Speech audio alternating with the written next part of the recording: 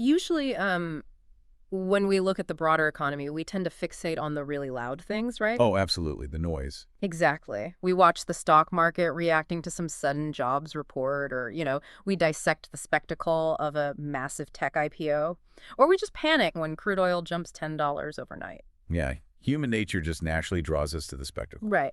But the reality is the most profound economic transformations, the ones that permanently alter the trajectory of a society, they are almost always completely silent. They happen entirely in the background. Yeah, or I guess more accurately for what we are unpacking today, they are happening quietly right in your own backyard. Because if you're listening to this right now, we are currently living through a tectonic shift in the year 2026. It really is a quiet revolution. It is, and it is fundamentally rewriting the classic American dream of the suburban white picket fence. Well, because it is entirely structural. I mean, we are witnessing a total recalibration of how wealth is stored, how it is generated, and really how it physically moves across the globe. Yeah, because for what, the better part of a century, the traditional 30-year fixed residential mortgage was the undisputed king of that landscape. Without a doubt, it was the absolute bedrock of middle-class wealth and the anchor of institutional portfolios everywhere. But the data we are seeing right now indicates that this era has just abruptly ended. Which brings us to the core of today's deep dive. So for you listening, we are pulling from a massive stack of intelligence today. We've got the PwC ULI Emerging Trends 2026 Global Report. A fantastic report, yeah. Truly. Alongside the 20th anniversary Knight Frank Wealth Report and some deeply granular data from Brookings, Accrete Advisors, and Houlihan Lokey. And we really want to dig into the mechanics here, not just the surface level trends. Right. Our mission today is to dissect the exact mechanics of why capital is fleeing the neighborhoods you live in and, honestly, where it is secretly going. Because the destination is just as fascinating as the exit. Oh, it really is. So let's start with the neighborhood itself. For the last 10 years, the defining narrative in residential real estate was this brutal David versus Goliath story. Yeah, the classic struggle. You know the story. It was the young couple trying to buy their first three-bedroom home, putting in a really competitive bid, and just getting absolutely steamrolled by a faceless hedge fund. Paying all cash, waiving every single inspection and closing in, what, 3 days? Exactly. But right now, Goliath is retreating. Wall Street is physically, legally, and financially packing its bags and just leaving the single-family housing market. And we have to be super clear about the driving force behind this exit, because institutional investors did not suddenly, experience a crisis of conscience. Right. They didn't just wake up and decide to be nice guys. Exactly.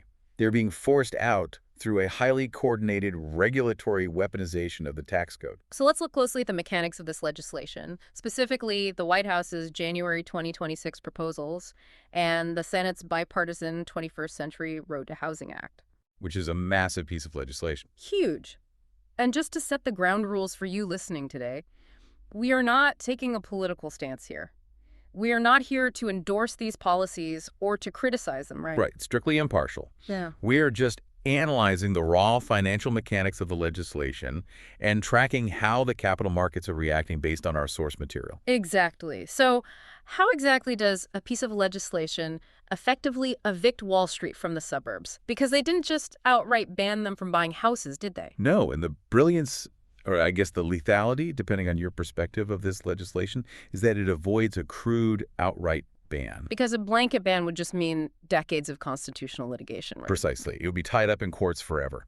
Instead, the legislation targets the underlying mathematical models that make institutional ownership viable in the first place. Okay, so it attacks the math. How? Specifically, it goes after the Modified Accelerated Cost Recovery System, which in the industry is commonly known as MACRS. It governs depreciation. Okay, let's pause and really drill into the mechanics of depreciation because, it sounds like a really dry accounting term. It does sound incredibly boring, I'll admit. Right, but it is the actual lifeblood of commercial real estate.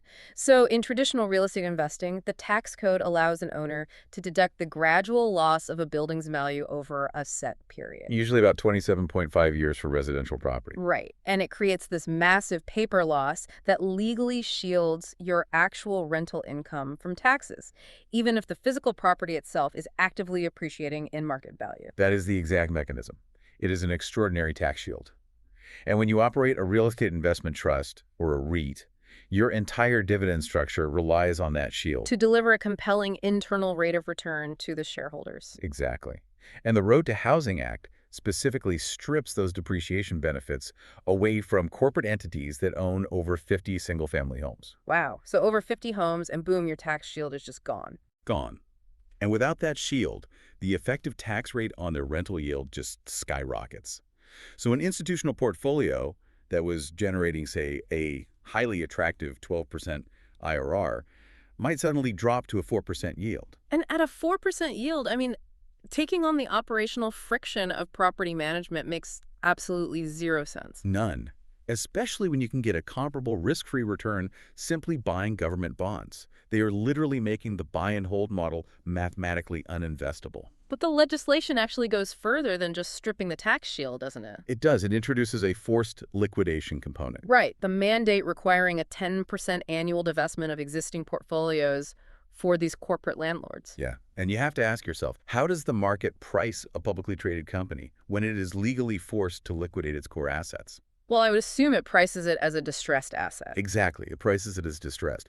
When you look at the major single-family rental REITs, these absolute behemoths like Invitation Homes and AMA, What happened to their stock? their stock prices plummeted by over 7% in the immediate aftermath of the January announcements. That is a violent market reaction. It is, because financial markets price equities based on future growth projections. If a regulatory mandate forces a company to sell off a tenth of its inventory every 12 months, the growth narrative is entirely destroyed. It transforms a high-growth compounding machine into basically a slow-leak liquidation vehicle. Exactly. The institutional panic we saw in the trading volume was a direct realization that the terminal value of these companies had been permanently altered. Okay, but I have a question about the timing. Why did the regulatory hammer drop specifically in 2026? Because these institutional funds have been buying up distressed housing stock since the 2008 financial crisis. They've been at it for almost 2 decades. Yeah, operating with relative impunity. So what was the specific catalyst that finally turned the political tide against them? The timeline points directly to a crystallization of sentiment in late 2024.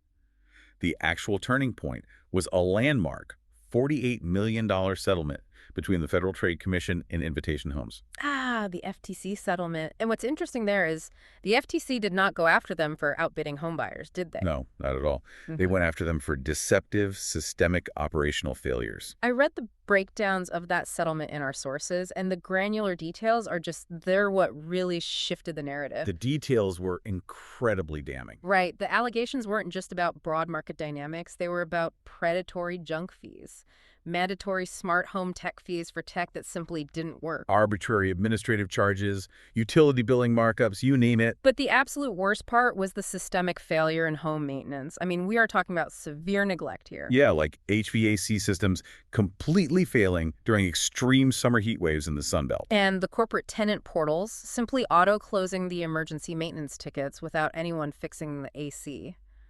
Just brutal stuff. And that operational failure is really the crux of the issue. From a regulatory perspective, that FTC settlement reframed the entire identity of the corporate landlord. How so? Well, prior to that settlement, Wall Street's presence in housing was largely viewed by economists as just a market inefficiency. The structural quirk that was squeezing first-time buyers but was otherwise operating entirely legally. Right. But the FTC settlement rebranded them. Officially rebranded the institutional landlord as a severe consumer protection crisis. And when you fuse a consumer protection crisis with the intense political pressure of historically high interest rates and frozen housing inventory, You generate the exact bipartisan legislative momentum we are analyzing today. It makes perfect sense. it does. It created a perfect storm. Now, I hear that, and the narrative of the predatory corporate landlord makes for fantastic political theater, but I really have to push back on the actual macroeconomic impact here. Sure, let's look at the numbers. Because when I look at the Brookings Institution data provided in our stack, there is a glaring, almost absurd paradox.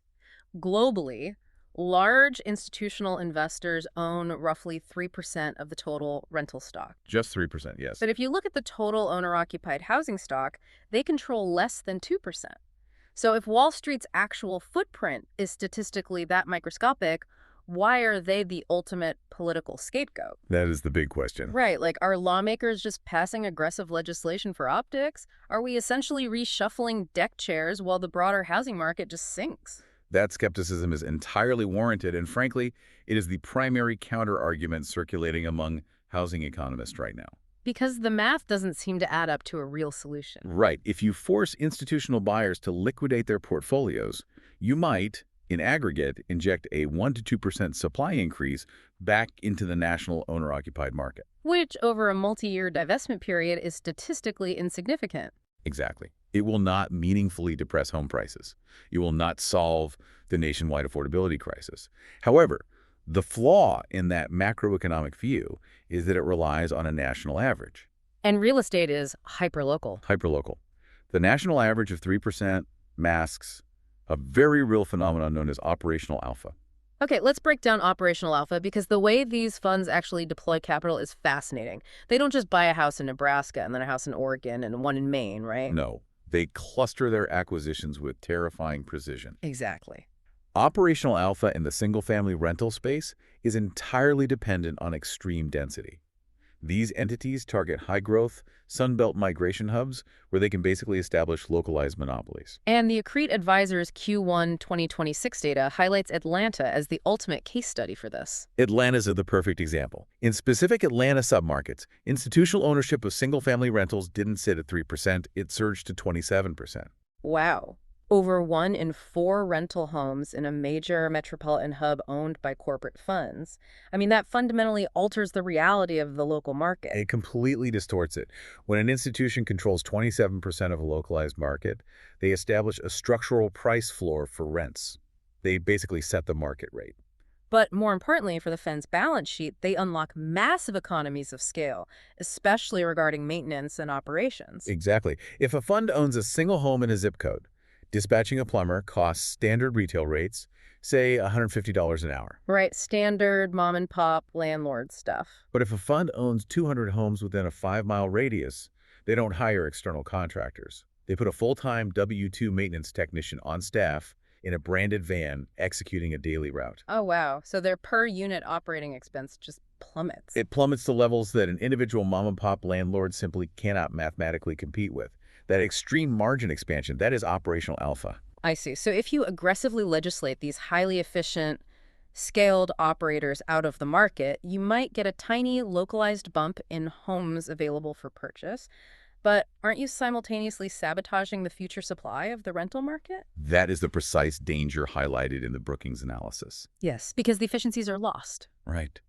Research demonstrates that while institutional entry into a zip code might cause a marginal increase in purchasing prices, their operational efficiencies often act as a stabilizing force, or even a slight downward pressure on rental rates over time. So by forcing them to liquidate, you are effectively suffocating the pipeline of future rental supply. You risk inadvertently exacerbating the housing crisis for the exact demographic you are ostensibly trying to protect. The renters. Exactly. The renters. Which provides just the perfect transition to the demand side of this whole equation.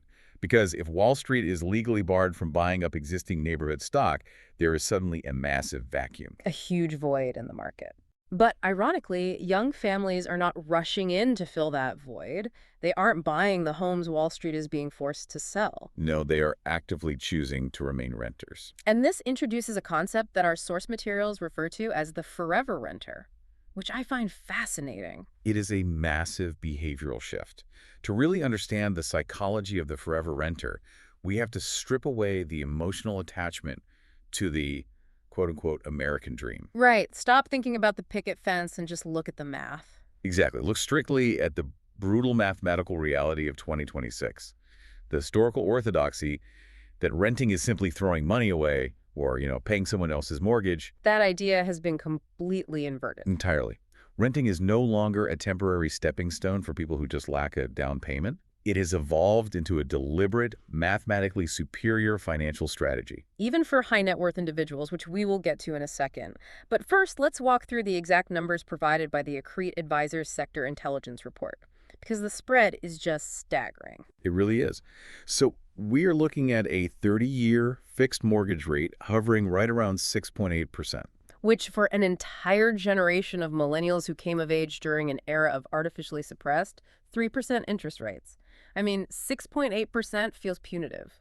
It is a severe shock to the system, and it radically alters the cost of capital. So true. So if you want to purchase a median-priced home in the United States today, which sits at roughly $420,000, Assuming a standard 20% down payment, yes. right, your monthly carrying cost, just covering the principal and the interest, is approximately $2,890. That's right, almost $3,000. Now, if you seek out the exact same equivalent home in the exact same neighborhood and choose to lease it, your monthly rent is approximately $1,950. And the delta between those two figures, that represents a fundamental breakage in the housing market. It is nearly a $1,000 difference every single month. That is a 47% premium that a buyer must pay simply for the privilege of holding the deed. Just to have your name on the paper. Exactly. And you are not building meaningful equity in the early years of a 6.8% mortgage anyway.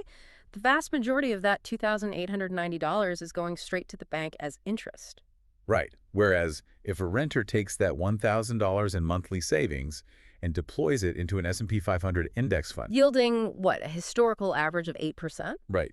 Over a 10-year horizon, that renter will mathematically outpace the homeowner in net worth accumulation. It's crazy to think about. But that 47% spread is the structural foundation of the institutional rental market right now.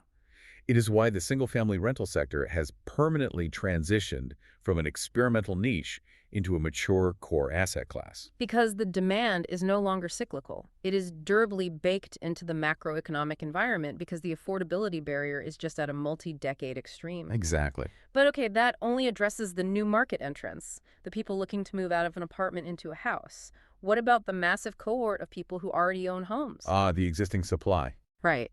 Because the narrative we constantly hear is that housing inventory is virtually non-existent because nobody is willing to sell. Economists define this paralysis as the dual inventory lock-in effect. Yeah. And the Houlihan-Lokey August 2025 market update provides the critical metric here. What's the number?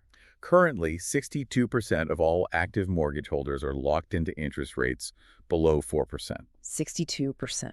It creates a psychological and financial paralysis. I mean, I look at friends who bought their starter homes back in 2020 at a 2.9% rate. Right, the golden handcuffs. Exactly. They have 2 kids now, they desperately need a bigger house, and they actually have the income to support a move. But when they run the math on giving up a 2.9% mortgage to take on a 6.8% rate, their monthly housing costs would literally double? Literally double, even if they were just laterally moving to a house of the exact same underlying value. They are trapped in a gilded cage, so instead of moving, they take out a home equity line of credit, remodel their kitchen, and just stay put. And that exact behavioral pattern is what completely strangles the supply side of the for-sale market. When 62% of the market refuses to transact, the velocity of housing just grinds to a halt. This totally frozen. And because there is no organic supply entering the market, household formation, which is driven primarily by millennials and the leading edge of Generation Z. Right, the people who actually need the houses. Exactly. That demand is funneled directly and exclusively into the rental pool. I completely understand the mechanics of why the middle class is locked out of home ownership and forced into the rental market. But what I find far more compelling is the behavior of the ultra-high net worth demographic. The people who actually have a choice. Exactly. Why are wealthy individuals, people who have liquid capital who could easily purchase a luxury home in cash and bypass the 6.8% mortgage entirely, why are they actively choosing to rent? Because the wealthy operate on the principles of capital allocation and the agility premium. They recognize that the purchase price of a luxury home is merely the entry fee. Right. The true financial burden lies in the variable costs. Skyrocketing uncontrollable variable costs. We are seeing unprecedented inflation in property taxes, immense spikes in maintenance costs due to chronic labor shortages in the skilled trades. And most critically, a systemic crisis in the property insurance markets. The insurance data from Houlihan-Lokey is just terrifying. It really is a crisis. Between 2020 and 2024, in high-risk, climate-exposed states like California, Florida, and Louisiana, there was a 24% exit of private insurers. Almost a quarter of the market just vanished. Entire legacy insurance carriers simply refused to write new policies and abandoned those states altogether. So a wealthy individual looks at a $10 million coastal estate in Miami or Malibu. And they realize the insurance premium alone is $50,000 to $80,000 a year. It's the equivalent of paying taking a second mortgage just to insure the asset against catastrophic loss. And to even mitigate those exorbitant premiums, homeowners are being forced to adopt extreme, high-deductible policies, basically, effectively self-insuring and taking on massive out-of-pocket risk. Which, from a wealth management perspective, is insane. Tying up $5 or $10 million in static equity in a physical home that is subjected to hyperinflated variable costs. It is a terrible allocation of capital. Terrible. By choosing to rent a luxury property instead, the ultra-wealthy preserve their liquidity. They can take that $5 million and deploy it into high-yield alternative assets. Private credit, distressed debt, or the digital infrastructure funds we will explore shortly. They capture the exact same luxury lifestyle, but they entirely outsource the frictional risks of maintenance, property taxes, and insurance rate hikes directly to the landlord. So renting isn't throwing money away. It is a highly calculated wealth preservation hack. Exactly. And Wall Street obviously recognizes this durable, high-income renter demographic. So if the legislative environment is blocking them from buying existing homes in traditional neighborhoods, how are they adapting to capture this demographic? Because they have billions in dry powder. They aren't just going to sit on the sidelines. No, they adapt by controlling the means of production. They pivot away from the scattered site acquisition model. Buying one house here, one house there. Right. And they move heavily into build-to-rent, or BTR.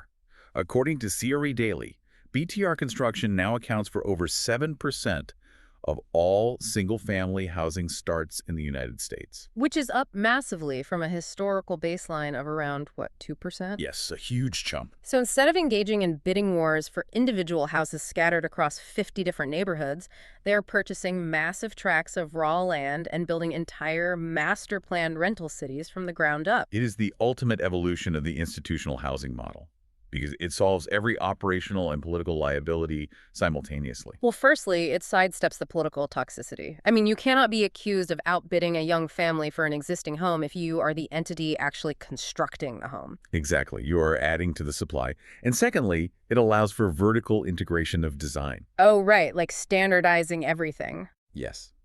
They construct these homes using hyper-durable materials. Commercial-grade, luxury vinyl plank flooring, standardized HVAC systems, identical appliance packages across hundreds of units. Which drastically reduces long-term capital expenditure. If every fridge is the same, you just keep one part in stock. Precisely. And finally, it achieves the absolute pinnacle of operational density.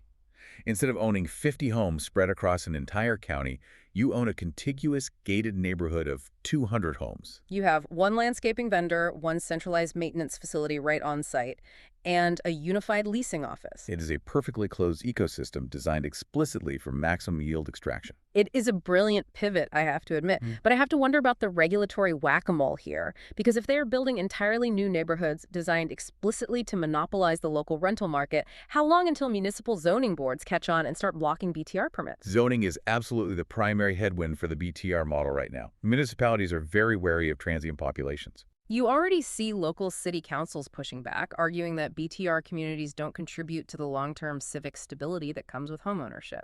They do argue that. However, the counter-leverage that institutional developers hold is incredibly powerful. It's the tax base. Ah, municipal tax revenue. Right. Municipalities are desperate for property tax revenue. A fully stabilized 200-unit BTR community generates a massive, predictable tax revenue stream for the local government. Often with less strain on local school systems, depending on the demographic targeting of the community. Yeah, right? exactly. Money generally dictates zoning outcomes, and the institutional capital behind BTR is just overwhelming. Okay, so we have established that the middle class is mathematically locked into renting, and the domestic wealthy are actively choosing to rent to preserve capital and avoid the localized friction of insurance and taxes. The agility premium. Right. So I want to take this underlying concept, the pursuit of flexibility and the shedding of static liabilities, and scale it up to the absolute apex of global wealth. Let's do it. Because if a high net worth individual realizes they shouldn't be tied down by a physical house in a single state, what does a billionaire realize about being tied down to a single country? It's the exact same logic, just applied globally. Which brings us directly to the insights from the 20th anniversary Knight Frank Wealth Report and the rise of what they call the nomad millionaire. The 2026 Knight Frank Wealth Report is such a crucial document. It serves as this amazing 20-year retrospective. Because in their inaugural 2006 edition, they famously predicted the rise of the plutonomy. The plutonomy. Remind us what that means exactly. It's a global economic system disproportionately driven by the consumption and investment behaviors of a microscopic fraction of ultra-wealthy individuals. And looking at the massive wealth concentration over the last 20 years, that prediction was remarkably prescient. It was highly accurate.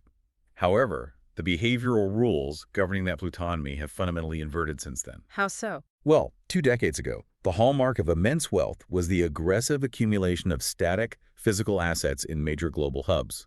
Status was defined by planting a flag. Like owning a historic townhouse in London's Mayfair? Or a penthouse on Billionaires Row in Manhattan and a sprawling villa in the south of France? Exactly. Today, though, in an era defined by a deeply fractured geopolitical landscape, that model is entirely obsolete. That is the ultimate realization I had while analyzing the Knight Frank data. In the past, status was defined entirely by what you could acquire and permanently own. Right. But in 2026, status for the global elite is defined almost entirely by what you can seamlessly avoid. That is the perfect distillation of the trend. I mean, we are operating in a macroeconomic environment categorized by intense deglobalization, escalating punitive trade tariffs. Sudden geopolitical conflicts and highly aggressive populist domestic tax policies? Exactly. And in this environment, a $100 million physical estate is no longer an asset. It can instantly transform into a financial and legal trap. Because capital is inherently cowardly, right? It is. It seeks safety. And safety now requires absolute agility. The Wealth Report meticulously tracks the fierce, ongoing capital flight away from traditional global wealth hubs and toward highly agile, legally opaque tax havens. Because the fundamental vulnerability of real estate is right there in the name. It is real, and it is an estate. It is bolted to the ground. You can't move it. Right. If the government in the jurisdiction where your mansion is located suddenly implements a draconian wealth tax or radically alters corporate dividend taxation, you cannot put your Mayfair townhouse in a suitcase and board a flight. The physical property is an anchor. And more importantly, it is a highly visible, immovable target for taxation. Which is precisely why we are tracking a massive behavioral shift in luxury capital allocation. The Knight Frank report details an explosive boom in what economists have labeled the transformation economy. And the data surrounding this transformation economy is wild, because the upward mobility of the global elite is now quite literal. They are divesting from the penthouse and redirecting hundreds of millions of dollars into super yachts, private aviation fleets, and hypermobile assets. And we must analyze the super yacht not just as a luxury toy, but as a highly sophisticated financial instrument. Okay, unpack that. How is a yacht a financial instrument? Well, when an ultra-high net worth individual commissions a 200-foot super yacht, they're essentially constructing a floating, highly secure, sovereign-adjacent asset. Right, by leveraging complex maritime law. Exactly.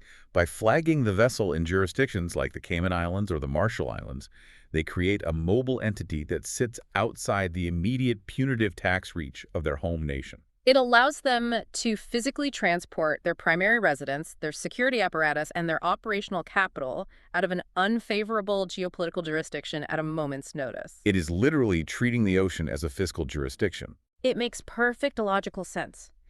If you are a nomad millionaire, your wealth is entirely decoupled from the soil of any specific nation-state. You optimize for complete geographic, legal, and fiscal independence. You spend your capital on secure mobility and experiences, rather than static, highly taxed real estate. And when you connect the behavioral patterns, it mirrors the exact dynamic we analyzed in the middle-class housing market, doesn't it? Simply executed on a macroeconomic, global scale. The parallels are striking.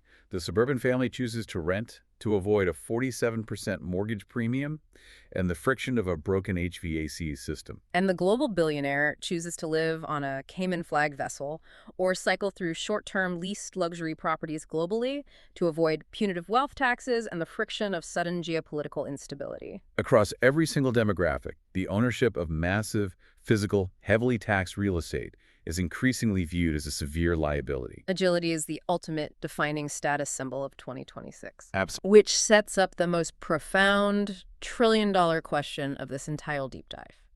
Let's look at the totality of what we have just established here. Let's summarize the board. Wall Street is legally stepping back from acquiring existing single-family homes. The middle class is locked into renting. The domestic wealthy are redirecting capital away from homeownership to avoid insurance markets. And the global ultra-elite are actively divesting from legacy, commercial, and residential real estate in gateway cities to live on yachts. Exactly. So if trillions of dollars of institutional and private capital are actively fleeing the traditional definitions of real estate, where on earth is all that money actually going? To answer that, we rely heavily on the granular data within the PwC ULI Emerging Trends 2026 Global Report. And the data sets in this report represent a historic structural pivot in capital markets. Because for the first time in 13 years, right?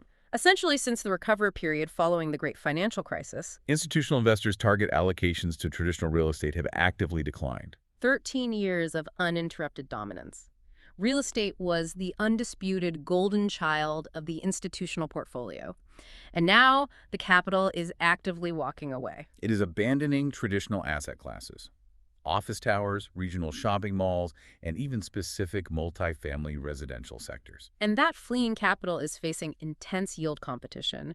It is being aggressively diverted into private credit markets and specialized infrastructure. But within that infrastructure umbrella, there is one specific subsector that has completely cannibalized the global investment landscape. The ultimate convergence of real estate and digital architecture. Data centers. Data centers. According to the PwC report, across all three major global geographic zones, the Americas, Europe, and the Asia-Pacific region data centers rank as the absolute #1 sector for institutional investment. Number one for capital deployment and development prospects in 2026. The scale of the capital flowing into this space is honestly difficult to even conceptualize. Let's look at the Morgan Stanley macroeconomic statistic cited heavily in the report. That's a massive number. They estimate $3 trillion in global spending on data centers between now and 2028. $3 trillion flowing into concrete and servers. To ground that abstract number in daily reality, the PwC report breaks down the capital expenditure of the top 5 technology companies, the core of what the market calls the Magnificent Seven. Okay, what are they spending? Their projected CapEx, strictly for AI infrastructure buildouts in 2026 alone, is $660 billion. $660 billion. Let's do the raw math on that. $660 billion divided by 365 days. That equates to almost $2 billion every single day. Every single day of the year, $2 billion of institutional capital is being poured into the physical, high-density hardware required to run artificial intelligence models. It represents the largest, fastest capital deployment into a single infrastructure class in the history of modern finance. The physical locus of global wealth generation has literally migrated. It has moved from the suburban office park and the suburban home to the highly secure suburban server rack. Now, I want to seriously interrogate this trend, because my natural macroeconomic instinct tells me this has all the hallmarks of a spectacular bubble. It does feel very familiar, doesn't it? It does. We traded the tangible historical security of the American picket fence for windowless, humongous concrete server farms in the desert. What happens if the AI hype cycle dramatically cools off? Like the catastrophic overbuild of fiber optic cables during the dot-com crash. Exactly. Is Wall Street just blindly hurling $2 billion a day at a technological buzzword, assuming the music never stops? That specific skepticism is the primary subject of debate at the institutional level right now. And the PwC report is explicitly clear-eyed about the systemic risks involved. This is emphatically not a risk-free pivot. What's the biggest risk they highlight? One of the most severe risks highlighted is the velocity of technological obsolescence. Oh, let's explore that obsolescence curve, because silicon moves vastly faster than concrete. Exactly. When you build a traditional multifamily apartment building, you anticipate a functional lifespan of 50 years. The asset generates yield predictably for decades. But data centers do not operate on that timeline. Not at all. You can deploy $3 billion to construct a state-of-the-art facility tailored for the current generation of GPUs. But the technological landscape is advancing exponentially. So there is a very real, quantifiable fear among underwriters that sudden breakthroughs in quantum computing or the development of drastically more efficient, smaller-scale AI models Could render that massive hardware deployment completely obsolete in 36 to 48 months. The depreciation curve on a highly specialized data center is incredibly steep and unforgiving. So you have the extreme risk of the technology rendering the physical building useless. But beyond the silicon, what are the physical terrestrial constraints they're running into? Because you can't just drop a massive data center anywhere. The terrestrial constraints are arguably the more immediate threat, specifically the fundamental requirements of power generation and water consumption. Because these things run hot. Incredibly hot. The societal demand for these data centers is absolute, but the modern high-density server racks required for AI machine learning require mind-boggling amounts of continuous baseload energy to power. And massive amounts of water for advanced liquid cooling systems, right? Yes. Oh. The report cites a staggering Oxford economics projection that in the Asia-Pacific region alone, data center power capacity will need to double to 57 gigawatts by 2030. 57 gigawatts? That sounds like a fictional metric from a sci-fi movie. It is the energy equivalent required to power entire industrialized nations. And the stark reality is that our current global power grids simply lack the transmission capacity to handle this load. We are witnessing severe grid constraints globally. Utilities are quoting 3 to 5 year lead times just for the transformers required to connect these sites. In response, massive developers are initiating construction on data centers before the local power capacity is even fully secured. Just operating on the dangerous assumption that the grid infrastructure will eventually catch up? Exactly. Furthermore, as fossil fuels remain a primary base load power source, the environmental impact, coupled with the immense strain these cooling systems place on local municipal water tables. It's creating severe political friction at the local level. Huge friction. So if you want to build the infrastructure for the future of artificial intelligence, you essentially have to become a vertically integrated utility company. Pretty much. You have to secure your own power generation, whether that's funding a natural gas peaker plant or exploring small modular nuclear reactors. And you have to secure your own vast water rights. And the capital required to execute that is just astronomical, which perfectly explains why the funding mechanisms are shifting. How so? The capital requirements are so vast that even traditional Tier 1 global banks are struggling to syndicate the loans. A single hyperscale data center campus can easily require $10 to $15 billion in development funding. That exceeds standard commercial banking capacity and concentration limits, doesn't it? It does. This is why we are tracking the massive rise of asset-backed securitization in this space. Financial engineers are taking the massive 15-year lease agreements signed by companies like Microsoft or Google. And packaging those guaranteed cash flows into tranches of bonds. Exactly. And selling them off to pension funds and sovereign wealth entities. It is surreal to consider the massive physical footprint of the internet. We have been conditioned to think of the cloud as this invisible, floating, ethereal concept. But the cloud is not ethereal. No, the cloud is a multi-billion-dollar, heavily guarded, concrete bunker in Texas, consuming more water than a small agricultural town. And Texas provides the perfect real-world transaction to ground this entire analysis.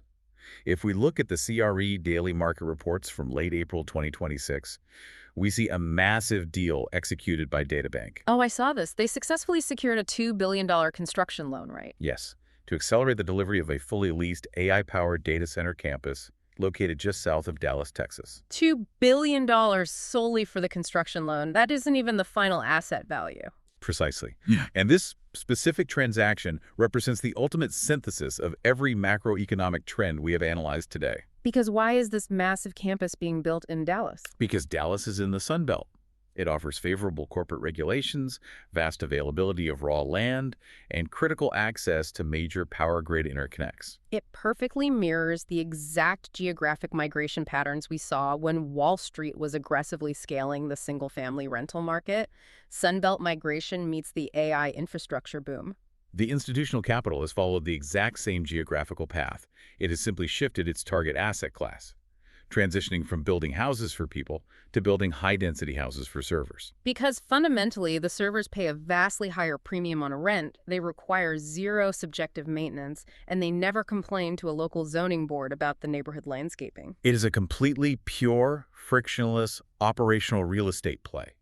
It is the logical endgame for institutional yield in a deglobalized, tech-dependent economy. What an incredible journey we've taken through these sources. Let's take a moment to synthesize the staggering amount of ground we've covered, because the implications of this shift are massive. They really reshape everything we thought we knew about real estate. For you listening, we started by dissecting how the aggressive regulatory weaponization of the tax code, specifically the attack on depreciation via the Road to Housing Act, is actively and mathematically forcing Wall Street to liquidate their footprint in your neighborhood. We explored how that capital is adapting, shifting away from buying existing homes and pouring billions into monopolistic, master-planned build-to-rent cities. We then broke down the brutal mathematics of the forever renter.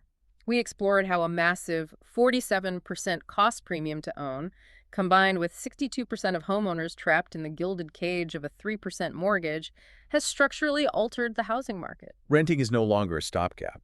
It is a vital strategy for capital preservation, allowing the wealthy to dodge the localized friction of failing insurance markets and skyrocketing taxes. From there, we scaled up to the global elite, using the Knight Frank report to understand how the ultra-rich are leveraging the transformation economy. We analyzed the mechanics of superyachts as sovereign-adjacent tax havens, proving that in a fractured world, owning massive static real estate is a liability. Ultimate agility is the new definition of status. And finally, we tracked the massive flight of institutional capital straight into the Sun Belt, exploring the incredible mechanics, risks, and power constraints of a $3 trillion pivot into AI data centers. We unpacked how financial engineering is creating the physical architecture of our digital future. It represents a complete and total recalibration of what the global economy considers to be valuable real estate. The paradigm has permanently shifted. It truly has. And I want to leave you, the listener, with one final, highly provocative thought to mull over. It is drawn from a very subtle, deeply complex point buried near the end of the PwC report, but it fundamentally shifts how we might view ownership in the future. It's regarding a financial technology concept called tokenization. Exactly. We have just established that AI data centers are rapidly becoming the single most valuable yield-generating real estate on the planet, but they are completely inaccessible. They cost tens of billions of dollars to build. They're too expensive for families, too expensive for retail investors, and increasingly too expensive for even Tier 1 global banks to fund independently. So how does the average person participate in the wealth generation of the future? The PwC report outlines tokenization as the process of digitally dividing the ownership of a massive physical asset into microscopic, highly liquid units secured on a blockchain. A fascinating concept. So here's the question I want to leave you with. Could the future evolution of the American dream mean that instead of taking out a massive 30-year mortgage to own a fraction of a physical house with a white picket fence, you utilize blockchain tokenization to own a microfraction of the exact AI data center that effectively runs your digital life? If capital is fleeing the suburbs for the server farm, are we fundamentally moving away from an economy based on home ownership and stepping blindly into a new era of compute ownership? If the underlying macroeconomic trend dictates that capital will relentlessly seek the highest operational yield coupled with the most liquidity and agility, then the fractionalized digital ownership of core infrastructure is not just a possibility. It is the logical, inevitable conclusion of the market. It is an entirely new architecture of wealth. Thank you so much for joining us on this rigorous deep dive into the silent transformations reshaping our economy. It's been a fascinating discussion. We warmly invite you to keep questioning the narratives around you, to look past the loud noise of the daily markets, and to pay close attention to where the concrete is actually being poured. Until next time.